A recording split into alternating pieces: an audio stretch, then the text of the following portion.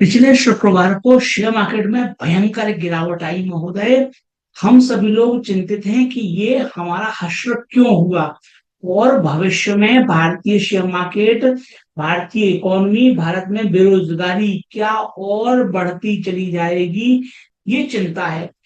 तो इस चिंता का निराकरण होना साफ साफ दिखाई दे रहा है। भारत ने अलायंस बनाया है महोदय, जो कि ग्लोबल अलायंस है महोदय। इसमें इंपॉर्टेंट बात यह है कि हमने अमेरिका को दुश्मन बनाने के बजाय अमेरिका को दोस्त बना लिया है। मार्को रूबियो साहब भारत आए थे।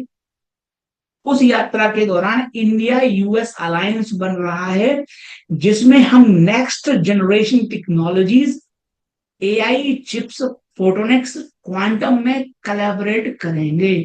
कंपनियों के लेवल पर सहयोग बढ़ेगा। तो मान्यवर अमेरिका में न सिर्फ एआई में बल्कि एआई से आगे आने वाला जो क्वांटम एंड फोटोनिक्स टेक्नोलॉजीज हैं, इस एरोस्पेस है, उसमें कंपनियां बहुत आगे हैं। तो हमें अमेरिका से लड़ना नहीं है, मिलके चलना है। इसलिए मिलके चलना है महोदय कि अमेरिका से लड़के हमने देख लिया महोदय। आप स्वयं देख लीजिए, जो लोग कहते हैं ना कि अमेरिका को निस्तो नाबूद कर दो, अरे अमेरिका को बर्बाद करने के चक्कर में आप ये आंकड़ा देखिए महोदय।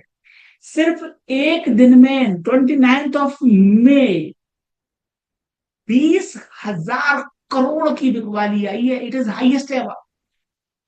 जो लोग अमेरिका बायकॉट की बात करते हैं वो देखेंगे 20,000 करोड़ की बिकवाली आ गई। कोई कहेगा साहब शेयर मार्केट से संबंध है। नहीं श्रीमंत, इसका संबंध है बेरोजगारी से, इसका संबंध है महंगाई से, इसका संबंध है पेट्रोल डीजल के बढ़ते हुए दामों से, इसका संबंध है आपके बच्चों के भविष्य से। इसका संबंध है बच्चों के बच्चे जब पैदा होंगे तो वो दर दर की ठोकरें खाएंगे अथवा वह नौकरी कर पाएंगे, अपना पेट पाल पोस पाएंगे, उससे सवाल है। ये हर व्यक्ति को इम्पैक्ट करता है। You are in share market, directly impact करता है। लेकिन अगर आप शेयर मार्केट में नहीं है तो इट बैडली इम्पैक्ट्स यू। हम लोग जो शेयर मार्केट में, हम लोग तो मैनेज कर लेंगे श्रीमंत। हमारी जो व्यवस्था होती है ऊपर नीचे की, आज नहीं तो कल जो टिकेगा वो जीतेगा। लेकिन जो शेयर मार्केट में नहीं है उनको ज्यादा तगड़ा भट्टा लग रहा है इस भयंकर बिकवाली से। ये बिकवाली क्यों आई महोदय? लोग कह रहे हैं साहब एमएससीआई का रीबैलेंसिंग हो गया। एक दिन में रीबैलेंसिंग हो गया महोदय। It's not one day story महोदय, ध्यान से सुनिएगा। अगर आप ऐतिहासिक ट्रेंड देखें महोदय तो 2024, सितंबर 2024 महोदय, 2 साल पहले, 2 साल से भी कम, हमारा वेटेज होता था 21%। Now our weightage is less than 12%। महोदय किसी में क्या दम था हमें लूटने का? हम ही ने लुटाया है घर बार हंसकर।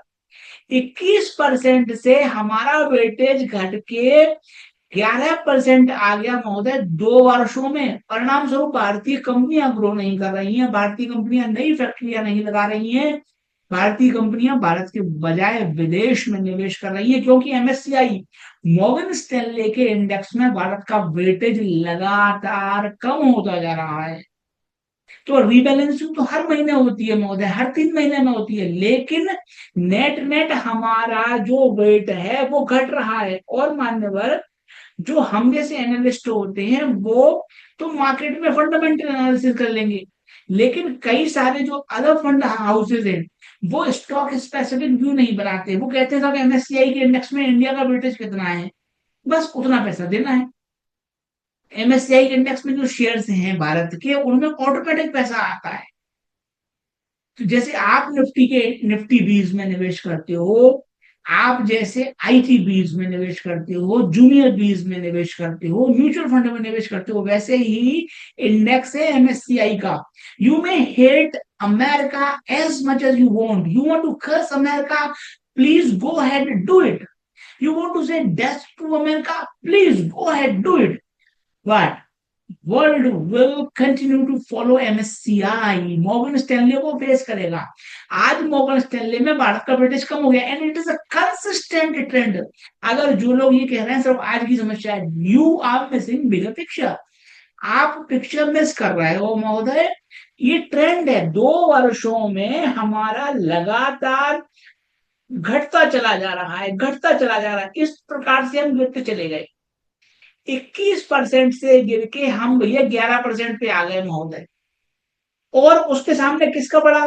ताइवान का बढ़ा, चाइना का बढ़ा, कोरिया का बढ़ा, सबके मार्केट ऑल टाइम हाई पर है, हम नीचे पड़े हुए हैं।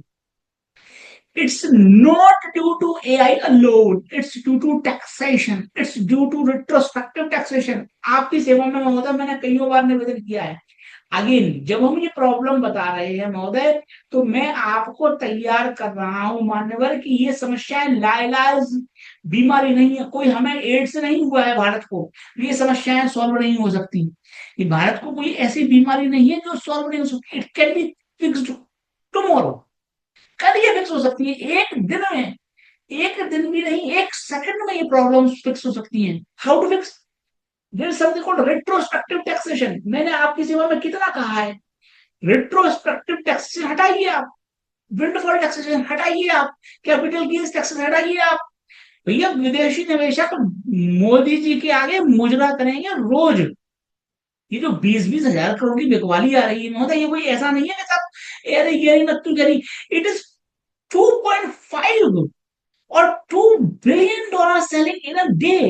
निफ्टी 1.5% टूट जाता है महोदय।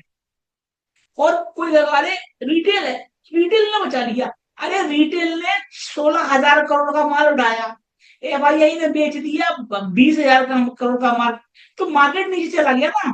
बिकवाली ज्यादा है, और ये डीआईआई जितना ज्यादा आएगा उतना ज्यादा बिकवाली आएगी। डीआईआई को तो भैया नंगा करके पीट रहे हैं ये। म्यूचुअल फंड एसआईपी जो कटवा रहा है, वो जाने क्या क्या कटवा रहा है मार्केट में। उसको तो भैया मेरा सलाम, जहां बना टुस्सी ग्रेट हो जो म्यूचुअल फंड में पैसा लगा रहा है, उसको तो भैया मैं, वो तो कितना बड़ी गलती गलती कर रहा है। मतलब आपका पैसा सीधा सीधा एफआईआई के भाग रहा है। So if you are saying that DII has to be protected, you have to stop FII outflow. घटाने का तरीका है, उनको रोकने का तरीका है, टैक्सेशन हटा दो, रेट्रोस्पेक्टिव टैक्सेशन कर दो। दूसरा आप कहोगे अरे देवेश टैक्सेशन भारत में बहुत कम है, यूरोप में बहुत ज्यादा है, डेनमार्क में ज्यादा है। अरे भैया they we are not competing with them, we are competing with Taiwan, we are competing with Korea, we are competing with China. तो आप गलत पते पे पहुंच गए। ये जो घमंडी लोग हैं, जो सनातनी हिंदू है महोदय, इनको मैं सलाम करता हूँ, मैं उनसे कुछ कहना भी नहीं चाहता। वो गलत पते पे पहुंचे हुए हैं। जो व्यक्ति भगवान को मंदिरों में ढूंढ रहा है, उसको भगवान मिलेगा ही नहीं ना। आप पहले दिन से ही घर से बाहर निकल गए ना। आपने अगर गलत पते पे भगवान को ढूंढा तो कैसे मिलेगा? तो भगवान आपके अंदर बैठा हुआ है, आपको बाहर ढूंढना है तो मिलेगा ही नहीं। सिमिलरली अगर आप ये कहो तो आप डेनमार्क का, यूरोप का टैक्स ज्यादा है, स्विट्जरलैंड का टैक्स ज्यादा है, अरे भैया are you competing with Switzerland? ये सब समस्याएं हैं। तो आप निराश हताश मत होइएगा। सुरजीत भल्ला साहब की मोदी जी सुनते हैं, मोदी जी को ये सलाह दिया करते थे। भल्ला साहब को मेरा शत शत नमन कि भैया उन्होंने अपना कैरियर दांव पे लगाया है, मीडिया में आके बोला है। आज की डेट में किस अर्थशास्त्री में इतना गुर्दा है भाई साहब? अर्थशास्त्रियों के घुटने कांपते हैं मोदी जी के खिलाफ कुछ बोलने से। भल्ला साहब ने हिम्मत दिखाई है, और इसलिए दिखाई है भल्ला साहब ने कि भल्ला साहब के लिए अब दिन कम बचे हैं। बट फिर भी मैं सलाम ठोकता हूँ भल्ला साहब को, भल्ला साहब ने आवाज उठाई, और I consider him as one of my gurus. Bhalla sahab ने बहुत शानदार बात कही है। तो अगर भारत सरकार ये बात समझेगी, मार्केट ऊपर जाएगा, नहीं समझेगी तो मार्केट का कुछ नहीं हो सकता।